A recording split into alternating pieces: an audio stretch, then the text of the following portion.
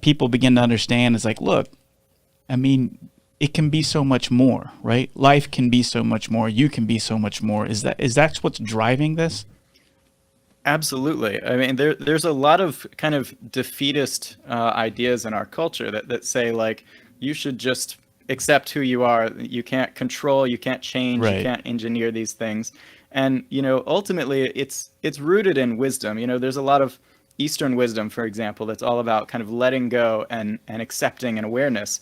And ultimately, this is all really valid preliminary steps. I mean, you do need to accept where you're at right now, but that in no way means that you can't work to change it. And so, a lot of these ideas, I'm shedding light on the well documented power of emotional self regulation. Right? A lot of people really believe that you can't help how you feel, you can't change your feelings, and it's not necessarily ideal to always change your feelings. It's not necessarily the best to just numb yourself to all negative emotions. In some cases, you'll want those emotions to drive you and push you toward the right things. But once you recognize that these emotions and these different things aren't necessarily here for your benefit, they can be, but they're not automatically these wise teachers inside your mind, that then you kind of see you have the ability and that you really should do the work to develop a proficiency and a self-mastery in changing the aspects of yourself that don't sort of lead towards your ideal self. And one of the analogies that I like to think of in that case is one given by Alan Watts, where he kind of talks about this idea that we're always searching for that place within our mind that is our higher self. And it's kind of like there's a robber in the first floor of a building and the police come in to find the robber, but by the time they go to the first floor, he's already gone to the second floor. And then the police move up to the second floor and the robber's already gone to the third floor. And it's this idea that you can never quite grasp that part of yourself that is your higher self, right? And I think that is well, I'm not qualified to talk about Buddhism at all because I haven't spent enough time with it, but it seems like that is one of the major uh, destinations of a Buddhist practice, which is arriving at that place where you relinquish control and you no longer try to find what it is that's your higher self, but you are almost brought into agreement with your nature as who you are. How do you, I guess, reconcile the relinquishing of control that you find in a lot of the Eastern traditions with the sense of learning how to gain greater discipline over yourself that we find in a lot of the Hellenistic philosophies, noting also that the way that we look at it today, I hear way too many people say, "Hey, I'm really interested in controlling my emotions," and it just doesn't seem like that's the right word to use when it comes to your emotions, because it's definitely something to be integrated rather than controlled, right? But how do you reconcile those two parts, of relinquishing control that you find in Eastern philosophy and finding that greater control that you find in sort of Western philosophy? Right. So there are a few different angles. On the one end, I think that the word control can be used in a lot of different ways. I think it's possible to simultaneously not think you can control your emotions and also develop greater control over them, and it's not necessarily a contradiction, right? Yeah. I tend to, the sort of Western sort of Hellenistic philosophies tend to resonate more closely with me because yeah, I like the sort of cognitive, rational approach rather than just letting go. I even say, towards the end of talking about meditation, a lot of times when you hear people praising meditation, they're talking about just developing this awareness and then doing it some more, and that's all you have to do. And I really like the approach of developing awareness so you can get better at engineering what's going on in there, right? But then of course there is that question of whether you should be brute forcing your emotions away, or can even brute force them away, or whether there's a different way to resolve the unwanted parts of yourself.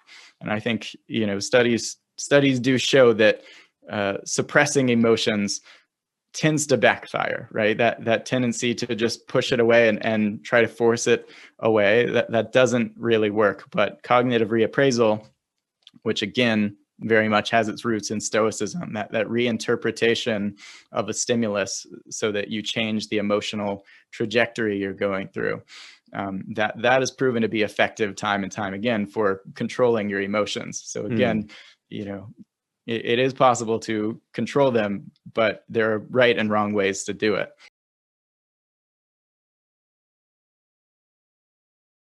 You mentioned here accepting our emotions. And I want to take you from accepting our emotion to self-acceptance. And sometimes when we don't accept the person we are really in trouble. So how do we strike a balance, if you like, between self-mastery and self-acceptance? And is it possible to achieve greatness without changing who we are at our core?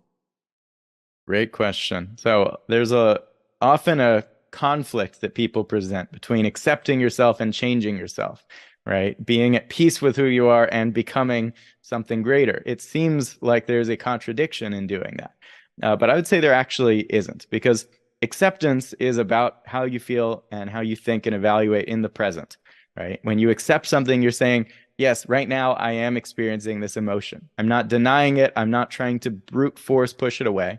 It's also about saying, I am who I am right now, and I'm in acceptance of that. I'm not in denial. I'm not going to adopt narcissistic delusions and tell myself I'm something other than I am. I'm going to accept that this is exactly where I'm at right now in the present, right? That's extremely important to do. That's kind of the prerequisite step before anything else you want to do. But it's also possible to say, well, in the future, I think things could be better. I think we could get to a point where I'm not experiencing this emotion every day. I think I could get to the point where I have these strengths that I'm bringing out and not a lot of these weaknesses that I'm seeing. And so really the right answer is accept and change, right? Embrace and become, right? It's not a either or kind of thing. It's absolutely both, but people try to make it, one or the other. And I think it's really important that we not cave into this. We not just believe that acceptance means I'm never going to change. I'm not going to grow or evolve. I'm just going to stay exactly as I am. And I'm going to tell myself I'm the best in the world, even though I'm not really earning that title through my actions and behaviors, right? So I think accepting your strengths and your weaknesses, accepting your values and how you line up to them at this point in your life is important. But you also have to say, how can I get a little closer? How can I get a little better tomorrow, even though today I am where I am? I don't know if you've ever heard of Brene Brown, but she had this line. Yeah. She's talking about when she had her mental breakdown or whatever, and she called it her awakening or whatever. But she was saying to her therapist, she feels like she's in a patch of briars. She's a tortoise in a patch of briars with no shell. And her therapist, her advice was just like, well, why are you in the briars? Why don't you just come out of the briars? And but it's this thing of like, what if we're living our whole lives in a briar patch, thinking that the problem is us, thinking that, oh, the reason why I'm getting hurt is because I need to change the way I am, rather than realizing, okay, how much of this is environmentally conditioned? Because the solution to that, especially if things continue to get worse, the implications of that are, we can try and hack the system, but it might be that the world, it isn't like we're losing all of these virtue domains. So we could come to a point where if we might think we just need to work harder on our virtues, and then you realize, oh no, it's that the world is fucked, which is kind of a collectivist point rather than an individualist one, I guess. Right. Well, and even in that scenario, your virtues, whatever limited control you have over them, will be the part of that you can control, right? As unfortunate as it is, we just don't have that much influence over the structure of society. And so, I think it could be a lot better and it could be a lot worse in terms of where we're at now. But ultimately, we probably should put most of our focus on the aspects of our virtue domains in our lives that we do have control over. Just because, we can't change society. I'm not saying that society doesn't change and that, collective action can't change it, but one individual, you really don't have much control over it. That's just the reality one way or the other, right? I would love to see some things change. And I think there's some collective will and understanding to changing things, but right, you as an individual, you're only one sort of player in all that, but you have right now a disproportionate amount of control over yourself, even if you are in a world that wasn't really built for you.